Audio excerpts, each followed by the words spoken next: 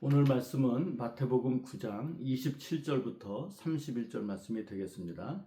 제가 봉독해 드립니다.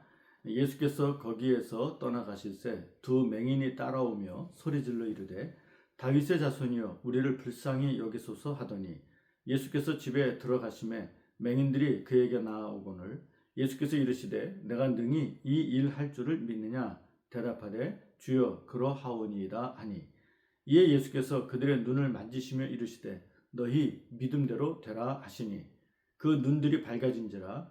예수께서 엄히 경고하시되 삼가 아무에게도 알리지 말라 하셨으나 그들이 나가서 예수의 소문을 그 온 땅에 퍼뜨리니라. 아멘.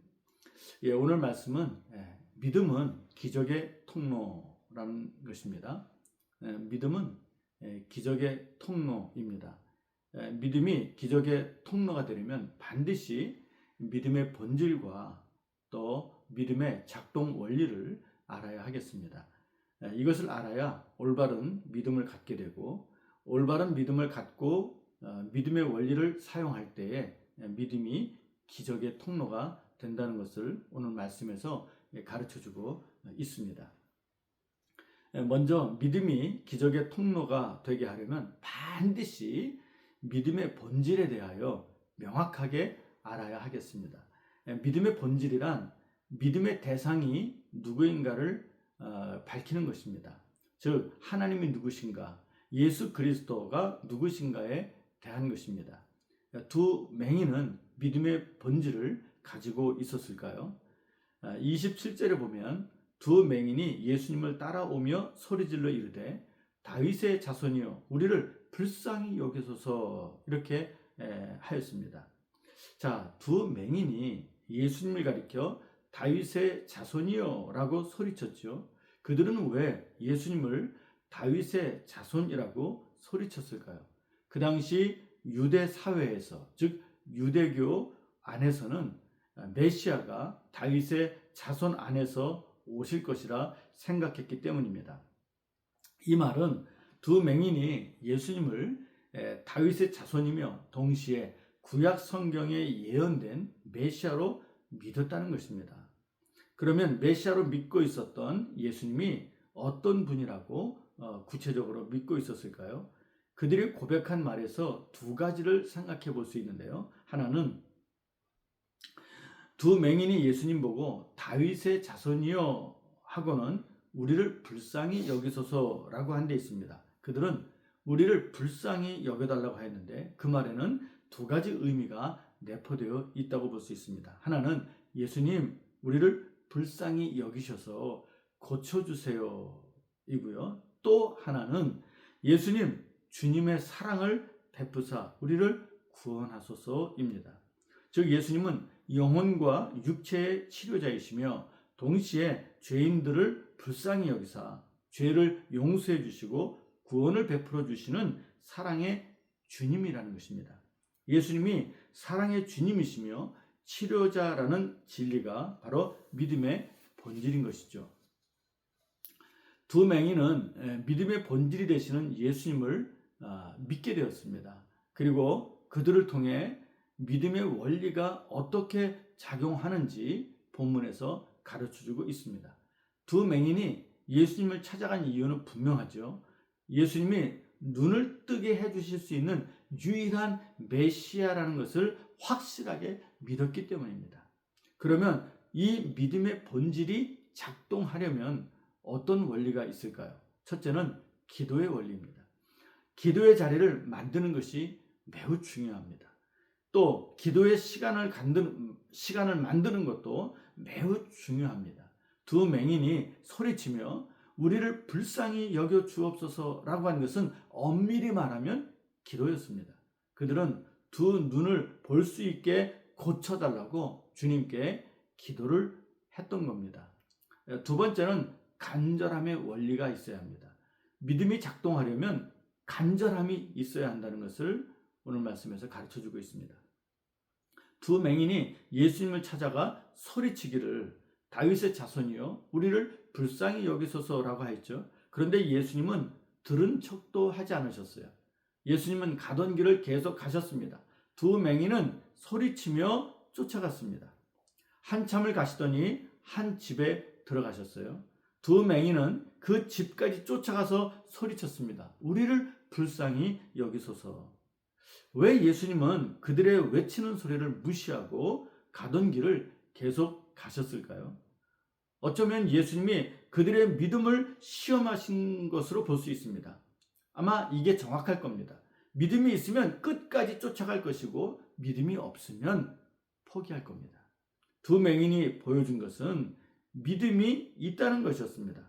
또한 그들의 간절함을 보시려고 하신 것 같습니다. 그들은 정말 간절했습니다. 그래서 남들이 시끄럽다고 욕을 해도 상관하지 않고 주님을 쫓아가며 소리쳤던 거예요. 우리를 불쌍히 여기소서. 주님은 그들에게서 간절함을 보셨던 겁니다.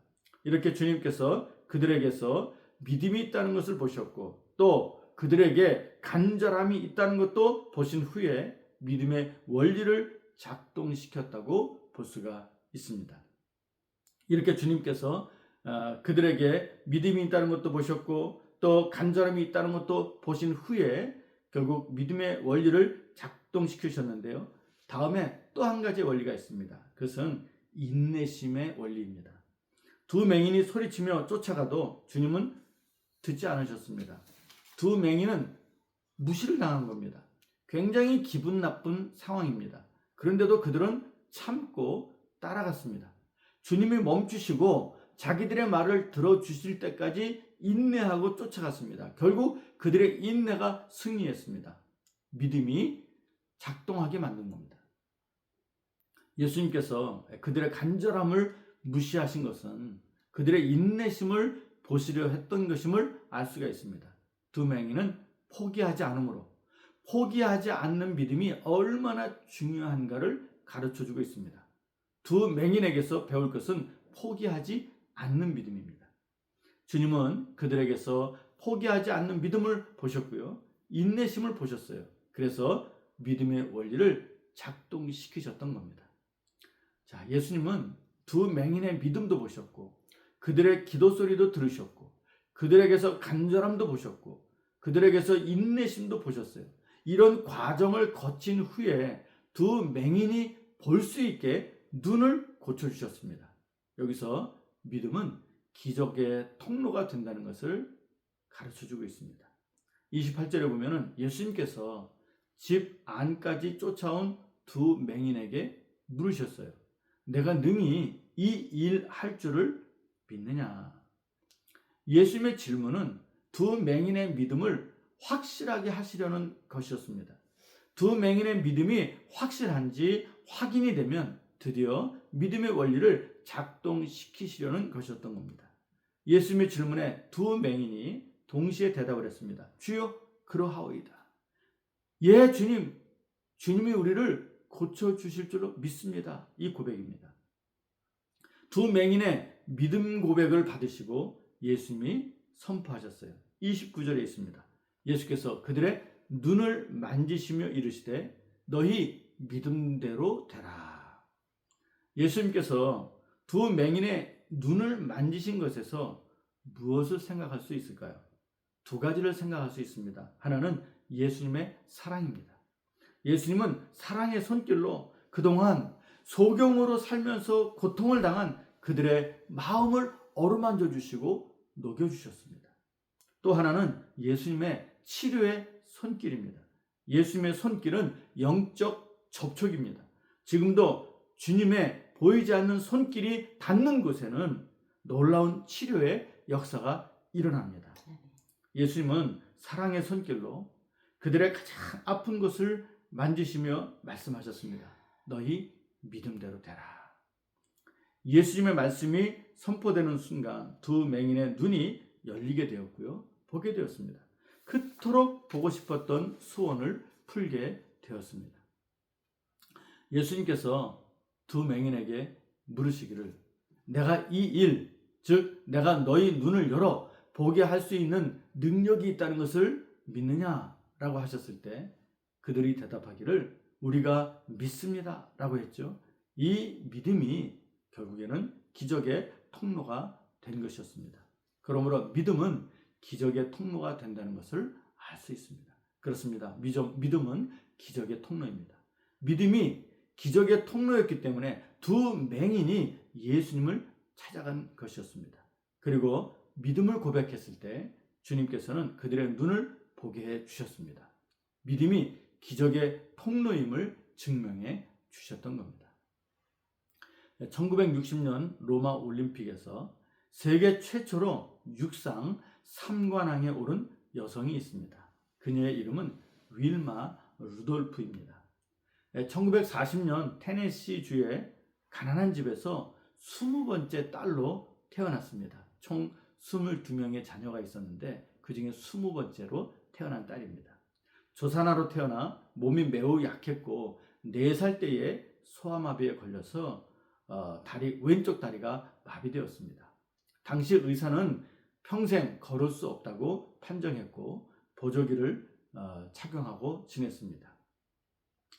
당시 인종차별이 심해서 흑인으로 태어난 윌마는 백인이 다니는 병원을 갈 수가 없었습니다. 그래서 집에서부터 80km나 떨어진 흑인 전용 병원을 일주일에 한 번씩 다니며 재활치료를 받게 됩니다. 의사는 단호히 걷지 못할 것이라 말했지만 윌마의 엄마는 하나님을 믿었습니다. 그녀는 딸에게 이렇게 말했어요. 하나님이 너를 낫게 해주실 것이며 너는 할 수 있어. 이렇게 믿음을 심어주고 무려 6년 동안 혹독한 재활치료를 받게 해주었습니다. 집에 돌아오면 또 많은 형제들이 윌마의 왼쪽 다리를 주물러 피가 통할 수 있게 해주면서 도와주었습니다. 그 결과 9살에 보조기 없이 걷기 시작했고 12살에는 보조 신발도 완전히 벗었습니다. 그리고 8년 후인 1960년 로마 올림픽에 육상 선수로 출전해서 3관왕을 차지했던 겁니다. 당시 윌마는 인터뷰에서 이렇게 말을 했습니다. 의사는 내가 결코 걸을 수 없다고 말했습니다. 하지만 어머니는 내가 걸을 수 있다고 말했습니다. 나는 어머니의 말을 믿었습니다. 그녀의 어머니가 뭐라고 말했습니까? 하나님께서 너를 걷게 해주실 것이며 너는 할 수 있어.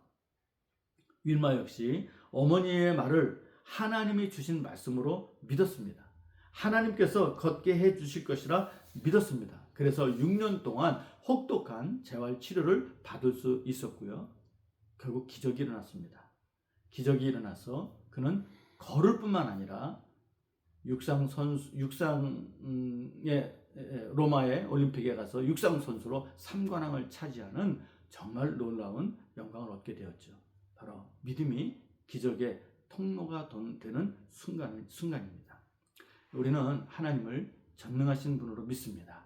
예수 그리스도께서 하나님의 독생자이시며 죄를 사해 주시고 영생을 주시고 치료해 주시는 분으로 믿습니다. 이 예수님께 나아가 기도하십시오. 간절하게 기도하십시오. 인내하며 기도하십시오. 그러면 하나님의 때가 올 것이며 그때에 믿음으로 고백하십시오. 그러면 주님께서 그 믿음을 보시고 기적을 베풀어 주실 것입니다. 이렇게 해주실 우리 주님을 찬양합니다. 기도하겠습니다. 사랑과 은혜가 풍성하신 아버지 하나님, 우리는 죄인이며 또 많은 문제들을 가지고 살아갑니다. 육신적인 문제, 정신적인 문제, 영적인 문제, 또 가정이나 또 다른 환경의 문제, 이런 문제들을 가지고 살면서 때로는 그 문제들을 뛰어넘지 못해, 극복하지 못해 시리에 빠지거나 절망 가운데 있습니다. 마치 두 맹인이 스스로 볼 수 있게 할 수 없는 것처럼 우리도 참 제한된 능력이 있습니다. 할 수 없는 부분들이 있습니다. 그런데 그러한 부분들을 또 할 수 있는 분이 우리 주님이십니다. 전능하신 아버지 하나님이십니다. 이제 우리의 문제들을 전능하신 아버지 하나님, 또 전능하신 우리 주 예수 그리스도를 믿고 그분을 찾아가 기도하되 간절하게 기도하고 인내하며 기도하고 또 우리의 믿음을 고백해 드려서 하나님의 때가 우리에게 임하고 또 믿음이 기적이 되는 순간이 오도록 저희가 최선을 다할 수 있게 도와주시고 주의 성령으로 인도하여 주옵소서. 예수님의 이름으로 기도드립니다. 아멘.